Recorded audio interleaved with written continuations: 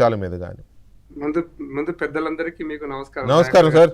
గారికి, సురేష్ గారికి అందరికీ నమస్కారం సార్. పెద్దలు చాలా అంశాలు ఏమవుతారు, దయాకర్ గారు కూడా చాలా అంశాలు ఏమవుతారు, గఫూర్ గారు పెద్దలు ఇంకా అంశాలు ఏమవుతారు. Why only 2002? ఇది వాళ్ళు అడిగిన ప్రశ్న, చాలా స్పష్టమైన ప్రశ్న. ఇది మీ ద్వారా ప్రజలకు కూడా తెలవాలి సార్, చూసే వాళ్ళకు కూడా తెలవాలి సార్. సురేష్ గారు కూడా క్లారిటీ ఇచ్చారు. 2001లో SIR పూర్తి అయింది కాబట్టి 2002 ప్రామాణికంగా తీసుకుంది అని. ఎలక్షన్ కమిషన్ స్పోక్స్ పర్సన్ కాదు sir, BJP spokes person election commission నుంచి ఒకళ్ళతో పుచ్చుకోవట్లేదు. కానీ నాకు అర్థమైన విషయాలే మీ ద్వారా చెప్పదలుచుకున్నాను సార్, అంతే. నేను ఎలక్షన్ కమిషన్ స్పోక్స్ పర్సన్ మాట్లాడతలేను, నేను బీజేపీగానే మాట్లాడుతున్నాను. నాకు అర్థమైన విషయాలు మీ ద్వారా చెప్పదలుచుకున్నాను సార్.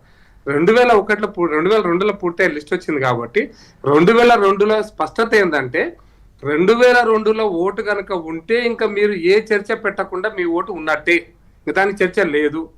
2024 ఎందుకు కాదు అని గఫూర్ గారు లేవనెత్తారు. 2002 తర్వాత వచ్చినటువంటి ఓట్లు మీరు చెప్పినటువంటి గోవిందరావుపేట హైదరాబాదు, నాకు మా ఊరు మోదుగుల మల్లెపల్లి హైదరాబాదు మలక్పేట, నల్లకుంట అంబర్పేట ఎల్బీ నగర్, ఇట్లా ఎన్నో షిఫ్టింగ్లు ఉంటాయి. ఈ లెక్క ప్రకారం వీళ్ళందరికీ జరుగుతుంటది కాబట్టి నేను ఎక్కడున్నా కూడా ఓటు, నాకు నా ఓటర్ ID నెంబర్ కనుక ఇస్తే 2002 కంటే ముందు నేను ఇప్పుడు ఎక్కడున్నా నా ఓటు అక్కడ కొత్త ప్లేస్ లో నాది ఎన్రోల్మెంట్ అవుతుంది. అయితే ఉదాహరణకి నేను మా ఇంటి ఎగ్జాంపుల్ చెప్తే, నా కొడుకు ఓటు ఎన్రోల్మెంట్ కావాలి.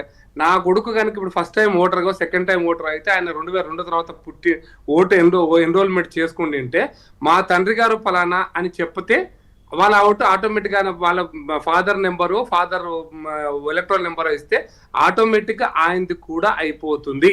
ఫాదర్ నెంబర్ ఇచ్చిన, ఫాదర్ యొక్క ఎవిడెన్స్ ఇచ్చిన, మదర్ యొక్క ఎవిడెన్స్ ఇచ్చిన, తాత ఎవిడెన్స్ ఇచ్చిన, ముత్తాత ఎవిడెన్స్ ఇచ్చిన వాళ్ళ ఓటు కూడా అయిపోతుంది. ఒకవేళ కర్మగాలి ఫాదర్ కి మదర్ కూడా ఓటు లేదనుకోండి, వాళ్ళు రోహింగ్యాలేనేగా. లేదు నేను చెప్తాను సార్, ఫాదర్ కి మదర్ తాత ఓటు కాకుండా ముత్తాత ఓటు ఎక్కడో, ఇవి కాకుండా పెళ్లి సంబంధాలు అన్ని అటేడు తరాలు ఇటేడు తరాలు చూడడానికి ఇవన్నీ కాకుండా కూడా ఉంటే, నేను సపోజ్ ఉదాహరణకు 11 ఎవిడెన్సెస్ ఇచ్చారు సార్. 11 ఎవిడెన్సెస్ లో ఏ ఎవిడెన్స్ ఇచ్చినా కూడా వాళ్ళు వెరిఫై చేసుకుంటారు సార్. ఇది మీరు అన్నట్టు తండ్రి తల్లిదండ్రి లేకపోయినా, తాత అమ్మమ్మ లేకపోయినా, నాయనమ్మ లేకపోయినా, ముత్తాత ముని నాయనమ్మ లేకపోయినా వాళ్ళ ఓటును 11 అంశాల ఆధారంగా వాళ్ళు ఎన్రోల్మెంట్ చేసుకుంటే వెరిఫై చేసి వాళ్ళకు కూడా ఓటు ఇస్తారు సార్. ఇది నాకు అర్థం. వై 202, వై 2002, వై నాట్ 2024 అంటే 2024 కంటే ముందు కూడా ఉన్న వాళ్ళకు కూడా ఇస్తారు, అంతకంటే 2002 తర్వాత ఉన్న వాళ్ళకు కూడా ఇస్తారు సార్. ఇవ్వరని కాదు, ఇవ్వడానికి ప్రాతిపదికలు కొంత నిర్ణయం చేశారు. ఎందుకంటే చివరిసారి SIR కాబట్టి ఆ ఓటుకి ఫైనల్. మీరు అన్నది అంతవరకు మనం కరెక్ట్ అని అనుకుందాం, నేను కాదనడంలా. కానీ నేను గఫూర్ గారు మాట్లాడుతున్నది ఏంటంటే 2024లో ఈ దేశ ప్రజలు ఓటు హక్కుని వినియోగించుకున్నారు, ఎలక్షన్లు జరిగాయి బ్రహ్మాండంగా, మళ్ళీ మోదీ గారు ప్రధానమంత్రి అయ్యారు, సంతోషం, బాగానే ఉంది, అంత బాగానే ఉంది. అది ఓటర్ లిస్టే కదా. దానికి కూడా ముందు చేరికలు, అడిషన్స్, డిలిషన్స్ జరిగాయి కదా. దానికి కూడా ఎలక్షన్ కమిషన్ నోటిఫికేషన్ ఇచ్చింది కదా, బాబు మీరు ఎవరైనా ఓటు లేని వాళ్ళు ఉంటే చేర్చుకోండి, కొత్తగా ఓటు జాయిన్ అయ్యే వాళ్ళు జాయిన్ అవ్వండి, ఇట్లా ఒక టైం ఇచ్చి చేర్చుకున్నారు కదా. అంటే పార్షియల్గా ఎందుకు అనుకోవాలి, ఫుల్గానే అప్డేట్ అయినట్టే అనుకోవాలి. ఒక్క మాట ఓకే అయినా కూడా ఇప్పుడు పూర్తి స్థాయిలో చేయాలనుకున్నారు. 2024 ఓటర్ లిస్ట్ని బేస్ చేసుకుని ఇప్పుడు దాన్ని ఎందుకు ప్రామాణికంగా ఈ అప్డేట్ చేసే కార్యక్రమం చేయడం లేదు? 2002 దాకా ఎందుకు వెళ్తున్నారు? Correct sir. నేను 2002లో ఓటర్ లిస్ట్ ఫ్రెష్ అయింది, అప్పుడున్నటువంటి ప్రభుత్వం ఫ్రెష్ చేసేసింది, అయిపోయింది. 2002 తర్వాత జరిగినటువంటి ఎన్రోల్మెంట్ ఎందుకు కాకుండా 2024లో అప్పుడు రేవంత్ రెడ్డి గారి కేసు ఉండొచ్చు, మోడీ గారి కేసు ఉండొచ్చు, చంద్రబాబు నాయుడు గారి కేసు ఉండొచ్చు, ఇంకొకరి కేసు ఉండొచ్చు, ఎవరికైనా ఓటు వేయడం కాదు ఇష్యూ ఇక్కడ. అయితే 2002 తర్వాత సపోజ్ ఇప్పుడు నేను కరెక్ట్ గా చెప్పారు. నేను అంత 2002లో నేను మలక్పేటలో ఒక ఇంట్లో ఉన్నాను సార్, కిరాయి ఇంట్లో. తర్వాత నేను ఇల్లు కట్టుకుని ఇల్లు మారినాను. అయితే నేను ఫామ్ సబ్మిట్ చేశాను, నా కొత్త ఇంట్లో పలానా ఇంట్లో నేను ఓటర్ ఉంటున్నాను, పలానా పాత ఇంట్లో నా ఓటు ఉంది, తీసేయండి అని అడిగాను నేను. వాస్తవానికి ఎలక్షన్ కమిషన్ యొక్క రిప్రజెంటేటివ్ ఎవరైతే ఉంటారో రాష్ట్ర ప్రభుత్వ అధీనంలో పనిచేసే ఉద్యోగ వ్యవస్థని, వేరే కాదు, అదని క్లారిటీ ఇస్తాను. వాళ్ళు నా ఫామ్ 17 ఏదో ఉంటుంది, అది డిలీట్ చేయకుండా నాకు కొత్త ఓటు ఇచ్చేశారు. అట్లా నాకు మలక్పేటలోనే 3 ఓట్లు ఉన్నాయి సార్. ఇప్పుడు నా మలక్పేటలోనే 3 ఓట్లు ఉన్నాయి నాకు ఇప్పుడు కూడా ఈ రోజు కూడా ఈవెన్ టుడే నేను మలక్పేటలో ఉంటున్నా, మలక్పేట ఓటర్లు కూడా 3 ఓట్లు వేస్తున్నారా ఇప్పుడు? ఏం సార్ నేను వేయట్లేదు సార్, నేను విషయం చెప్తాను నీకు. నేను ఒకటే ఓటేస్తున్నాను, నాకు ఆ ఓటున్న విషయం కూడా ఇప్పుడు తెలిసింది, నాకు అంతకుముందు తెలియదు. పోయిందిలే తీసేసి ఇంటర్లే అనుకున్నా. అయితే నేను ఈ సందర్భంగా ఒక విషయం గుర్తు చేస్తున్నా. దయాకర్ గారు కూడా వచ్చారు ఆ మీటింగ్ కి. దయాకర్ అంటే వాళ్ళ పార్టీ వచ్చింది, మా పార్టీ తరఫున నేను కూడా పోయినా, మా లీగల్ టీమ్ తో పాటు సిపిఐ వచ్చింది, సిపిఎం వచ్చింది, ఎంఐఎం వచ్చింది, టిఆర్ఎస్ వచ్చింది.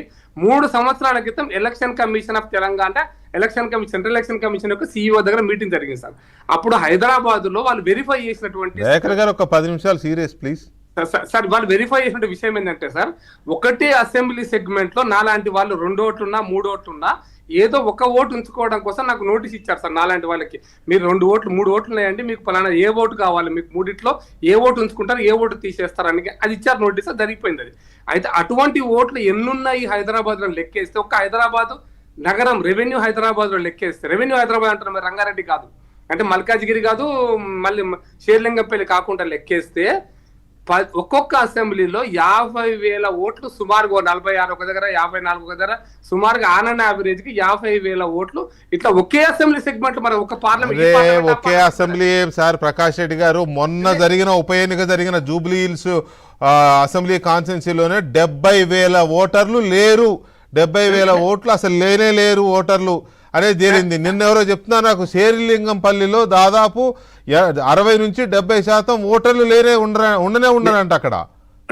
నేను అక్కడికే వస్తున్నా. అది దేశంలోనే అతిపెద్ద నియోజకవర్గం అయిపోయింది అది. మరి సార్ నేను ఇవన్నిటిని పరిశీలించిన తర్వాత ఎలక్షన్ కమిషన్ ఏం చేసినట్టు, ఇప్పుడు అందరు సురేష్ గారు చాలా స్పష్టంగా చెప్పారు, ప్రతి ఒక్కరికి ఫామ్ ఇస్తారు, ప్రతి ఓటర్ కి ఫామ్ ఇస్తారు, మీరు ఫామ్ నింపవలసిన బాధ్యత మనది.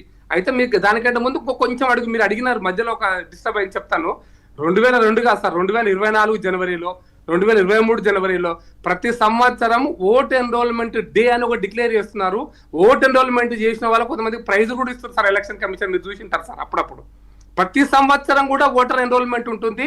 ప్రతి సంవత్సరం కూడా జనవరిలో ఓటర్ లిస్ట్ ప్రింట్ చేస్తారు. సెన్సస్ 26 వరకు 27 వరకు అది కూడా వస్తాను అక్కడ కూడా వస్తానా. నేను ప్రతి సంవత్సరం కూడా ఇంకోటి వెంకటకృష్ణ గారికి కూడా క్లారిటీ ఇస్తున్నాను. ఎలక్షన్ ఓట్ ఎన్రోల్మెంట్ చేసుకోవడానికి ఈ రోజే చేసుకోవాలి, ఈ రోజు చేసుకోవడానికి లేదు సార్. 365 రోజులు 24 గంటలు మీరు ఆన్లైన్ లో ఎక్కడ పోయి చేయించుకోవచ్చు సార్. మీరు ఇంట్లో కూర్చొని చేసుకోవచ్చు, ఈ సేవకు పోయి చేయించుకోవచ్చు, మీకు తెలిసినటువంటి నెట్ పోయి చేయించుకోవచ్చు. ఎప్పుడైనా ఎక్కడైనా మీ ఓట్ ఎన్రోల్మెంట్ చేయించుకోవచ్చు.